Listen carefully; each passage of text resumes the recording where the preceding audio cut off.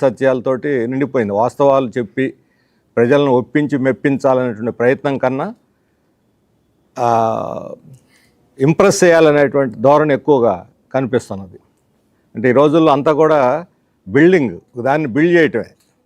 అట్లాగే దీంట్లో ఒక ఇమేజ్ బిల్డింగ్ కోసం ప్రయత్నం తప్ప ప్రజల్ని డెవలప్ చేయాలనేటువంటి ప్రయత్నం ఎక్కడ కనిపించలేదు. నెల క్రితం జరిగిన తెలుగుదేశం మహానాడులో కార్యకర్తలే సర్వస్వం అన్నాడు, వాళ్లే పరిపాలన చేస్తారన్నారు. నెల రోజుల్లో లక్ష్యం మారిపోయింది. ఇప్పుడు అధికారులే సర్వస్వం, అధికారులే మొత్తం రేపు వచ్చే ఎన్నికల్లో గెలిపించాలి ఆయన్ని. 2029 ఎన్నికలే కీలకం అని చెబుతున్నాడు అధికారులకి. కాబట్టి కార్యకర్తల అధికారుల ఈ డైలమా ఏమిటి అంటే ఎక్కడికక్కడే ఎవరికి వాళ్ళనే ఆకాశానికి ఎత్తేసి భ్రమింపజేసేటువంటి ప్రయత్నం తప్ప వాస్తవం అయితే అది కాదు. ఈరోజు ఆయన అభివృద్ధి గురించి 2047 గురించి ఈ డెవలప్మెంట్ గోల్స్ అన్నీ కూడా ఒక ప్రజెంటేషన్ ఇచ్చారు.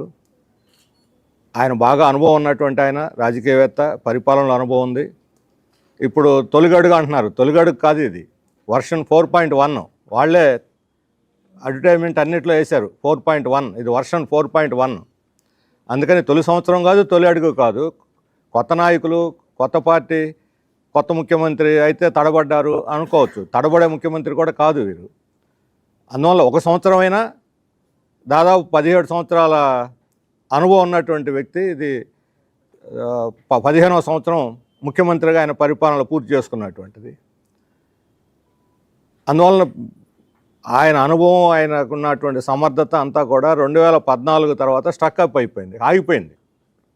వాస్తవానికి ఏమిటి, 2015లో ఐక్యరాజ్య సమితి మొత్తం డెవలప్మెంట్ గోల్స్ని మార్చేసింది. అన్ని దేశాలకి అందరూ కలిసి ఉమ్మడిగా తీసుకున్న నిర్ణయం. జీడిపి కాదు ఇప్పుడు చెప్పాల్సిన లెక్క, ఎస్డిజి చెప్పాలి, సస్టైనబుల్ డెవలప్మెంట్ గోల్స్, ఎస్డీస్. ఇది ఎస్డిజీసే ఈరోజు అభివృద్ధికి కొలమానం. ఆయన ప్రసంగంలో కానీ లేదా ప్రభుత్వ నివేదికల్లో కానీ ఎక్కడా కూడా ఈ సస్టైనబుల్ డెవలప్మెంట్ గోల్స్ గురించి ఒక్క మాట లేదు. మీ అందరు కూడా ఇచ్చాను ఆ పేపరు. 17 అంశాలు ఉన్నాయి, అందులో 691 ఇండికేటర్స్ ఉన్నాయి. ఈ ఇండికేటర్స్ మన రాష్ట్రంలో పరిస్థితి ఏమిటి, దేశం పరిస్థితి ఏమిటి? దేశం మొత్తం ప్రపంచంలో మన దేశం 109కి తేడా ఉంది. ఇది సస్టైనబుల్ డెవలప్మెంట్ అనేది. మరి సస్టైనబుల్ డెవలప్మెంట్ గోల్స్లో ఒక్కటన్నా మనం అందుకున్నామా? దేశం 109వ స్థానంలో ఉంటే దేశంలో మన స్థానం ఎక్కడుంది? 10వ స్థానంలో ఉన్నాం. 10వ స్థానంలో ఉన్నాం. అంతేకాదు, సస్టైనబుల్ డెవలప్మెంట్లోనే కాదు, ఈరోజు చంద్రబాబు నాయుడు గారు టెక్నాలజీ గురించి మాట్లాడుతున్నారు. ఆర్టిఫిషియల్ నాయుడు గారు డబుల్ ఇంజిన్ సర్కారులో ఏం సాధించాం మనం? ఈ సంవత్సర కాలంలో 9,40,000 కోట్ల పెట్టుబడులకి ఎంఓయూలు జరిగినాయని ప్రకటించారు. పెట్టుబడుల కోసం ఎంఓయూలు బ్రహ్మాండంగా జరిగినాయి.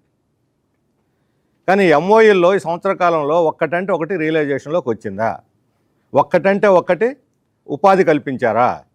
ఒక్కళ్ళకైనా ఉపాధి ఆధారం కల్పించారు. ఉన్న వాళ్ళని తీసేశారు. విశాఖ స్టీల్ ప్లాంట్లో అన్యాయంగా 5,000 మందిని తీసేశారు.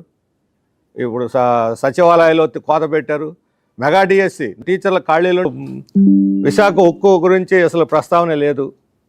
ఫ్యాక్టరీ గురించి 11,440 కోట్లు ఇప్పించాను ఘనంగా చెబుతున్నారు. 1,534 కోట్లే ఫ్యాక్టరీకి దక్కింది. 11,440 కోట్లలో 1,534 కోట్లు మాత్రమే ఫ్యాక్టరీకి దక్కినాయి. ఈ 1,534 కోట్లలో కూడా జీతాలు ఇవ్వకూడదు, ముడి సరుకూడదు, యంత్రాల మీద ఖర్చు పెట్టకూడదు. ఇంక దేనికి ఖర్చు పెట్టాలా? మురి కొట్టానికి ఖర్చు పెట్టాలా? అవునండి. లేకపోతే తూర్పుగోదావరి పోయి, లేకపోతే ఎందుపూరు పోయి అడగండి. చేనేత కార్మికులు ధర్మవరం ఎక్కువ మంది ఉన్న చోట సెంటర్లో ఎక్కడైనా అమలు జరిపారా 200 యూనిట్లు చేనేత కార్మికులకి?